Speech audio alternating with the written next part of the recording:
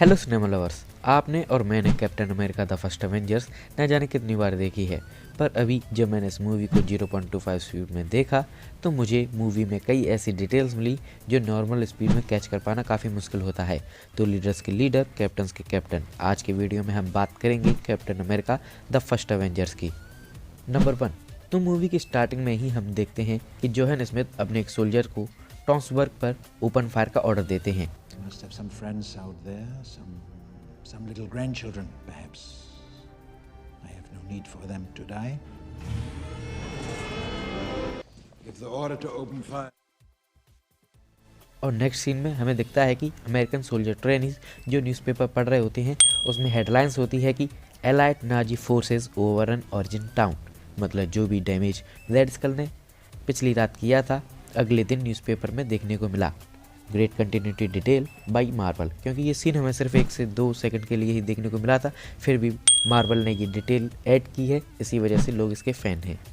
Number 2, इसी scene में जब जोहन स्मिथ टावर कीपर को थ्रेटन कर रहा होता है, मतलब डरा रहा होता है, तब अगर आप गौर करें तो इस जगह पर स्टिचेस जैसे निशान हैं जो बताते हैं कि जोहन स्मिथ शुरुआत से ही अपनी आइडेंटिटी को छुपाने के लिए फेक मास्क पहने हुए था। नंबर 3, जब जोहन स्मिथ टेसरेक्ट को लेने नॉर्वे जाता है तो टॉम को खोलने का काम, जिसे कि 3 नाजी सोल्जर करने में पसीना पसीना हो रहे थे, उस टॉम को Johann Smith AKA Red Skull ने बड़ी ही आसानी से खोल दिया, जो रेड स्कल की इनक्रेडिबल पावर शो करता है। मूवी के 6 मिनट कंप्लीट नहीं हुए हैं, उससे पहले ही मार्वल ने मेन विलन की 2 कैरेक्टर डिटेल्स जो काफ़ी इंपॉर्टेंट हैं रिवील कर दी हैं। पहली कि जोहन स्मिथ फेक मास्क पहनता है और दूसरी कि उसके पास इनक्रेडिबल पावर हैं, और ये दोनों ही जोहन स्मिथ के इनकम्प्लीट सीरम को लेने के कॉन्सिक्वेंसेस हैं। नंबर 4, जब चेस्टर फिलिप्स सीरम वर्दी सोल्जर टेस्ट करने के लिए स्यूडो ग्रेनेड मतलब फेक ग्रेनेड फेंकते हैं तो स्टीव ग्रेनेड कवर करते हैं। हाँ, पता है आपको, ये मालूम है, और ये मेरा पॉइंट भी नहीं है, बल्कि जब स्टीव ग्रेनेड को कवर करने के लिए जंप करते हैं तो उन्हीं के साथ पैगी कार्टर भी ग्रेनेड कवर करने के लिए इनिशिएट लेती हैं। मतलब दोनों कैरेक्टर्स अपने देश के लिए हमेशा तैयार रहते हैं, और ये इनके बीच बॉन्डिंग का एक कारण है। नंबर 5, अगर बात की जाए रेड स्कल के क्लियर फेस रिवील की, तो रेड स्कल का फेस रिवील मूवी के 1 घंटे बाद हुआ, प्रिसाइजली कहें तो 1 घंटे 6 मिनट बाद। पर wait, we have a detail. जब जोहन स्मिथ अपनी पेंटिंग बनवा रहा होता है तब डॉक्टर जोला ने उसको इंटरप्ट किया था।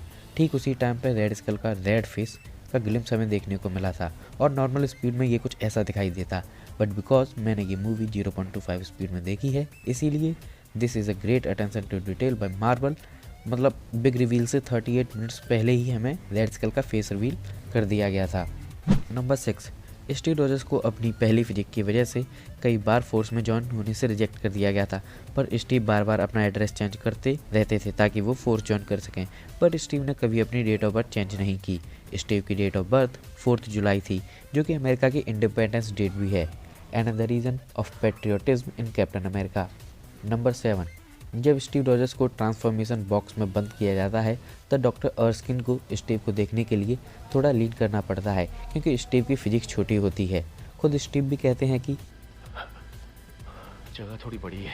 पर जब स्टीव का ट्रांसफॉर्मेशन पूरा होता है तो उस ग्लास में एक फ्रेम के लिए स्टीव का चेहरा हमें क्लियर देखने को मिलता है, क्योंकि उनकी फिजिक अब बड़ी हो चुकी है, अब वो सुपर सोल्जर बन चुके हैं। नंबर 8, कैप्टन अमेरिका ने जब अपने साथी 400 सोल्जर्स को बचाया था तो जोहन स्मिथ ने खुद के ही हाइड्रा बेस को ब्लास्ट करवाया। उसी ब्लास्ट के टाइम अर्निम जोला अपना सामान समेट के भाग रहा होता है, तो उसी में हमें एक ब्लूप्रिंट देखने को मिलता है जो सूट की तरह दिखाई देता है। सेम इसी टाइप का सूट कॉमिक्स में अर्निम जोला का होता है, मतलब हमें आगे के मार्वल फ्यूचर में अर्निम जोला कभी भी दिखाई दे सकता है। नंबर 9, ये वाली डिटेल मेरी पर्सनल फेवरेट डिटेल है। जब मूवी में कैप्टन अमेरिका ये जंप कर रहे होते हैं तो बैकग्राउंड में जो म्यूजिक यूज होता है वही same background music Marvel cinematic universe के अब तक के one of the most iconic movements में यूज हुआ है। हाँ भाई, same background music captain America जब थॉर का हैमर लिफ्ट करते हैं उस टाइम पे यूज हुआ था। Take a look.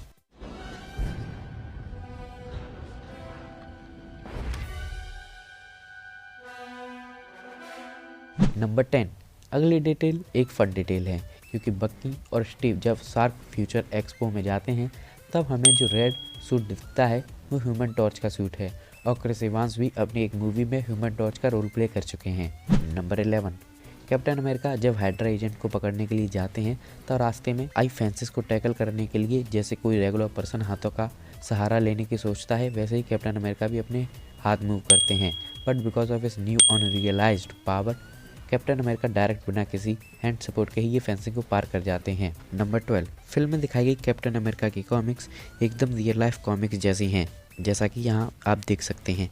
लेकिन जबकि कॉमिक्स मूवी में दिखाई जाती हैं तो कैप्टन अमेरिका एक रिमार्केबल कैरेक्टर हैं, वो एक स्टेबलाइज्ड कैरेक्टर हैं, लेकिन बक्की ने कोई भी रिमार्केबल काम नहीं किया है।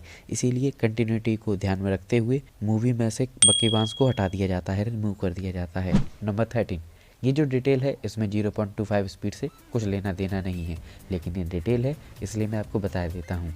तो डिटेल कुछ ऐसी है कि जब कैप्टन अमेरिका न्यूयॉर्क में अपनी फाइनल स्टेज अपीयरेंस कर रहे होते हैं तो स्टेज के वाइड शॉट को एकदम कैप्टन की शील्ड की तरह बनाया गया है, मतलब वैसे ही सेंटर में स्टार, फिर blue circle, red circle, then white and at last corner में रेड सर्कल।